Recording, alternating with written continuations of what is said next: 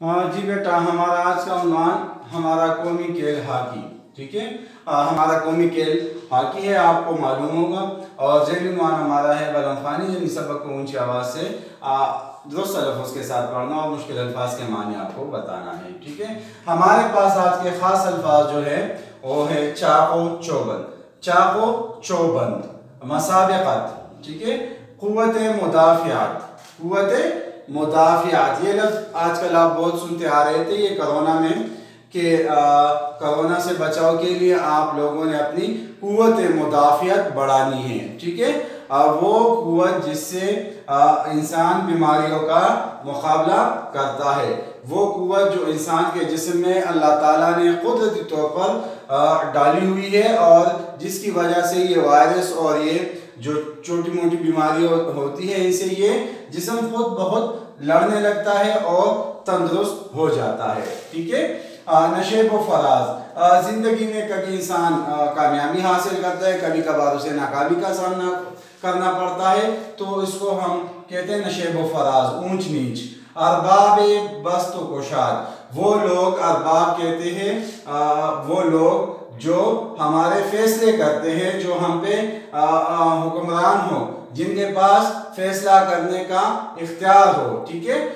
جمع غفیر، ہجوم، بہت بڑا ہجوم، بلبوتے پر یعنی آسرے پر، سہارے پر۔ علی اپنے محنت کے بلبوتے پر کامیاب ہو گیا تھا، ٹھیک ہے۔ تو محنت کے بلبوتے پر یعنی محنت کے سہارے پر، ٹھیک ہے۔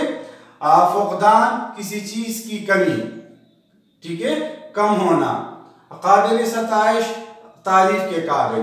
آسٹرو ٹرف، آسٹرو ٹرف، یہ ایک طرح کی مصنوعی گھاس ہوتی ہے جو بہت مہنگی بھی ہوتی ہے، اور جس پہ آج کل کی جو ہاکی ہے وہ کھیلی جاتی ہے، ٹھیک ہے۔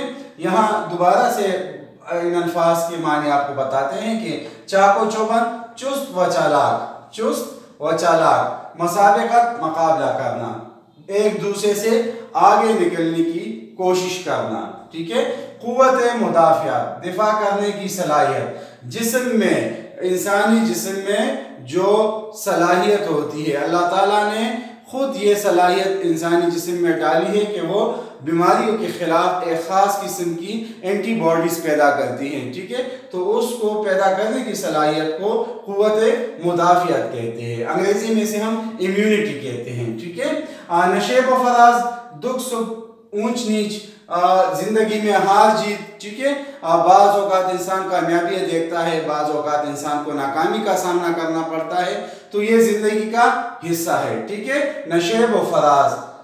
قابل ستائش، قابل ستائش کے معنی ہے تعریف کے قابل، ستائش کہتے ہیں تعریف کو، قابل کہتے ہیں لائق، تو تعریف کے قابل یا تعریف کے لائق۔ ارباب بست و کشاد، جیسا میں نے آپ کو یہ لکھوایا ہے، یہی اس کا معنی ہے کہ ہمارے جو حکمران ہیں، ہمارے جو فیصلے کرنے والے لوگ ہیں، جو صاحب اختیار لوگ ہیں، اس کے بارے میں بتایا گیا ہے۔ جمع غفیر، بہت بڑا ہجوم، لوگوں کا ایک جگہ پہ خاص مقصد کے لیے ایسی اکٹھا ہونا ہجوم کہلاتا ہے، ٹھیک ہے، بہت بڑا ہجوم، جمع غفیر۔ بلبوتے پر، آپ کو یہاں میں نے دوبارہ سے بتا رہا ہوں کہ سہارے پر، آسرے پر، علی اپنے محنت کے بلبوتے پر کامیاب ہوا۔ فقدان، کمی ہونا، کسی چیز کا کم ہونا، فقدان، ٹھیک ہے۔ قبل از مسیح، حضرت عیسیٰ علیہ السلام کی پیدائش سے بھی پہلے، یعنی ہمارے پاس ہم لکھتے ہیں نا 2020، یعنی 2020 سال سے بھی پہلے کی بات ہے، یعنی عیسیٰ علیہ السلام جب پیدا نہیں ہوئے تھے، اور عیسوی کیلنڈر